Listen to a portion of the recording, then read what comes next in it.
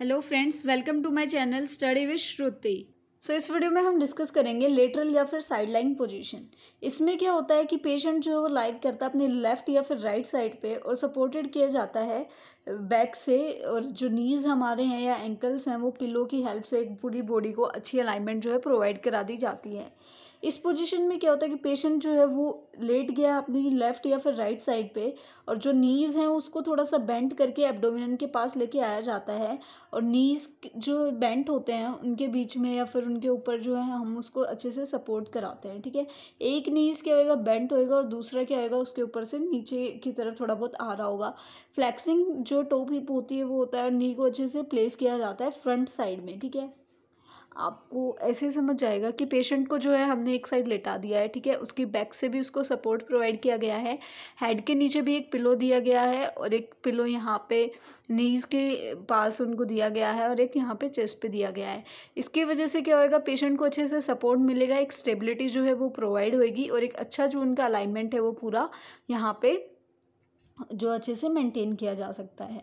तो इसके जो है फ्लेक्शन को रिड्यूस कर देता है, ये प्रमोट करता है अच्छे स्पाइन अलाइनमेंट को। ये पोजीशन अगर हम लेते हैं, पिल्लो जो हम बीच में डालते हैं उनके लेग्स के या फिर उनको जो प्रोवाइड करते हैं वो रबिंग को प्रिवेंट करता है, और जो प्रेशर्स हैं उसको भी रिलीज़ करता है।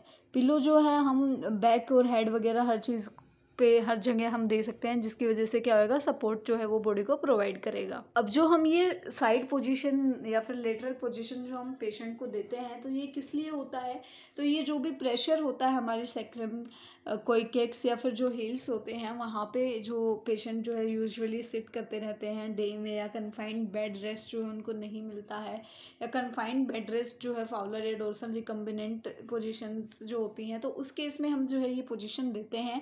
साथ ही साथ पेशेंट को कंफर्ट प्रोवाइड कराने के लिए, लंग्स और कार्डियक फंक्शन को अच्छे से मेंटेन करने के लिए, प्रमोट करने के लिए हम देते हैं। उसके बाद जो सुपाइन हाइपोटेंशन होती है प्रेग्नेंट वुमेन में, उसको रिलीव करने के लिए जो पेशेंट पीरियोडिक पोजीशन चेंजेस जो होता है वहाँ पे एग्जामिन करने के लिए पेरिनियम और रेक्टम रीजन को। उसी के साथ साथ अगर हमें रेक्टम में हमें सपोजिस्ट्रीज वगैरह डालनी है, या फ्लेटस ट्यूब को इंसर्ट करना है, या रेक्टल टेम्परेचर अगर हमें मॉनिटर करना है, तो हम देते हैं लेटरल पोजीशन। साथ ही साथ अगर एनीमा या कोलिनिक इरिगेशन हमें करना है तो भी हम जो है लेटरल जो पोजीशन है वो देते हैं। उसके बाद नेक्स्ट आती है सिम्स पोजीशन। सिम्स पोजीशन क्या होती है, इसको हम लेटरल डिबिक्टस पोजीशन भी कहते हैं। इसमें पेशेंट जो है वो लेट जाता है अपनी लेफ्ट साइड पे एक सेमी प्रोन पोजीशन में, और जो लेग्स हैं उसके वो राइट लेग जो है वो फ्लेक्स्ड होता है और ड्रॉन अप होता है टुवर्ड्स द चेस्ट, यानी कि चेस्ट के पास वो ड्रॉन होता है। लेफ्ट जो आर्म होती है वो पेशेंट की बैक के अलोंग जो है वहाँ पे होती है। और सिम्स पोजीशन एक सेमी प्रोन पोजीशन है, जिसमें पेशेंट का पोस्चर जो है वो अज्यूम होता है half between lateral and prone position, यानी कि वो लेटरल और प्रोन पोजीशन का मिक्सचर हम कह सकते हैं। जो लोअर आर्म होती है वो पेशेंट के पीछे होती है, और जो अपर आर्म होती है वो फ्लेक्स्ड होती है शोल्डर और एल्बो से। दोनों लेग्स जो है वो फ्लेक्स्ड होते हैं पेशेंट के फ्रंट में, और जो अपर लेग है वो एक्यूटली जो है फ्लेक्स्ड होता है, और हिप और नीज जो है वो दोनों अच्छे से फ्लेक्स्ड होती हैं, और लोअर वन जो है वो ठीक होती है। ठीक है, सपोर्ट करता है प्रॉपर बॉडी अलाइनमेंट को। और जो सिम्स पोजीशन है वो पिलो रखते हैं अंडरनीथ, जहाँ जहाँ पे रिक्वायरमेंट होती है, हेड, अपर आर्म।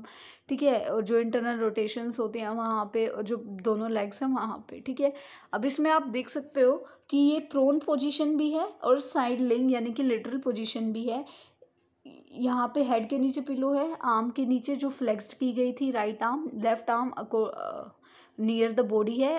ठीक है, कवर कर रही है साथ में वहीं पे।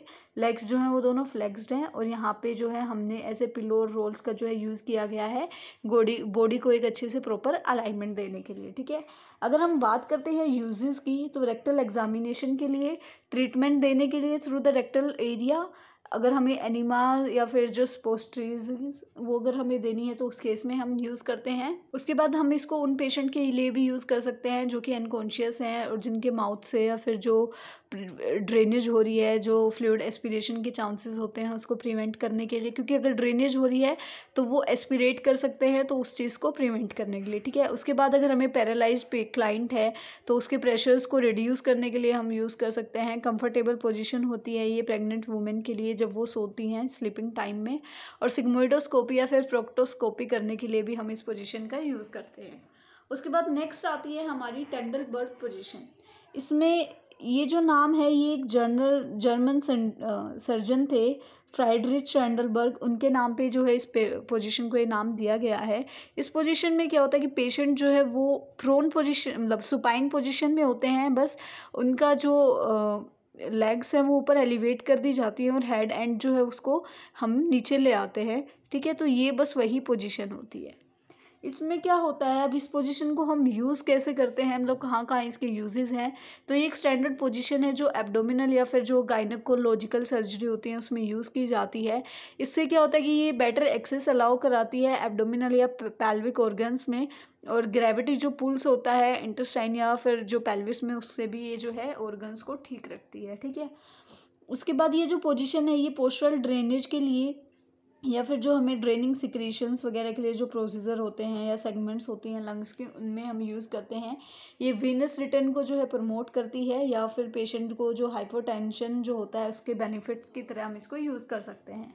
इमरजेंसी सिचुएशन जैसे कि शोक हो गया, हैमरेज या हाइपोटेंशन में इस सिचुएशन का मतलब इस पोजीशन का यूज़ किया जाता है।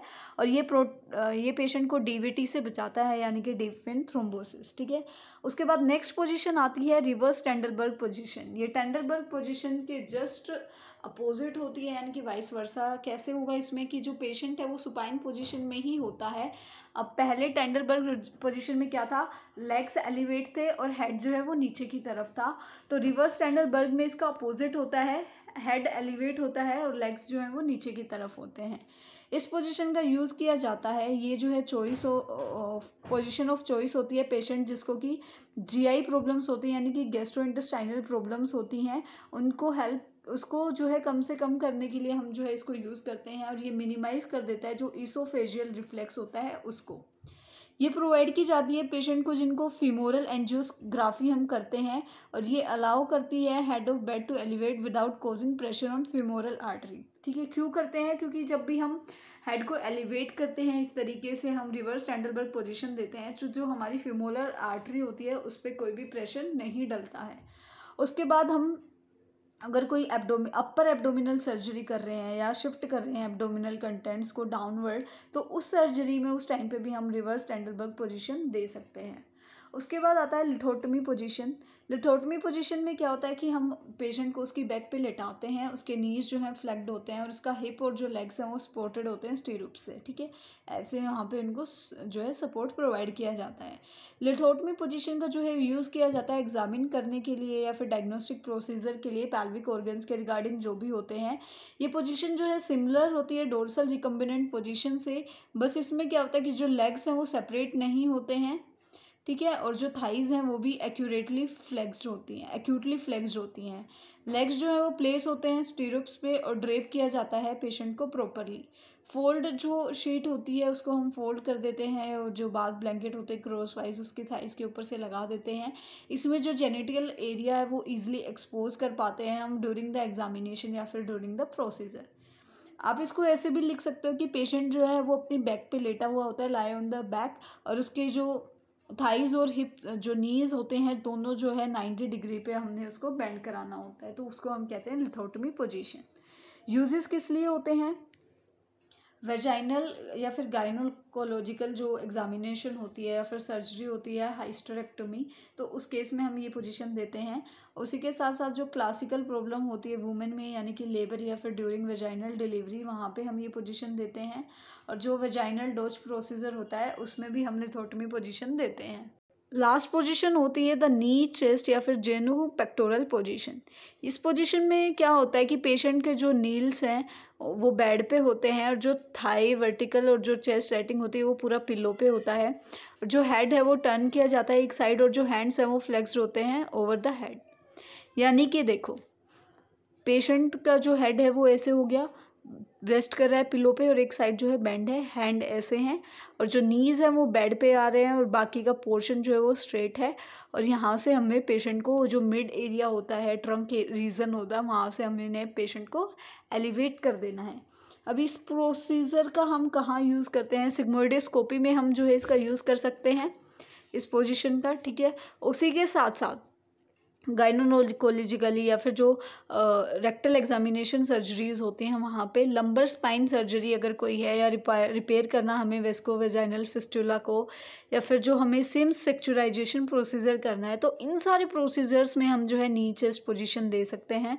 ठीक है, उसके बाद ये पोजीशन जो है फर्स्ट एड ट्रीटमेंट होता है प्रेग्नेंट फीमेल्स में अगर उनकी कोर्ड जो है वो प्रोलैप्स होती है अंटिल डिलीवरी अकर्स। ठीक है, उसके बाद प्राइमरी पोजीशन है सिग्मोइडोस्कोपी के लिए, अभी आपको बताया। और ये जो पोजीशन है ये हम जो भी एनीमा या फिर सपोजिस्ट्रीज देते हैं तो उस केस के एडमिनिस्ट्रेशन के लिए भी हम जो है जो नी चेस्ट पोजीशन है वो दे सकते हैं। अगर किसी के पास सेम बुक है और उसमें ये सारी कंडीशन अलग से दे रखी हैं तो इसमें कुछ ज़्यादा अलग नहीं है, बस हर एक प्रोसीजर के साथ एक डिज़ीज़ का नाम जो है अलग से जोड़ के दे रखा है। तो ये एग्ज़ाम पॉइंट ऑफ व्यू से बहुत ज़्यादा इम्पोर्टेंट है। अगर ये बुक नहीं है तो मैं ये जो टेबल है उसको पोस्ट कर देती हूँ अपने चैनल पे, तो आप वहाँ पे जाके इसको जो है रीड आउट कर सकते हैं।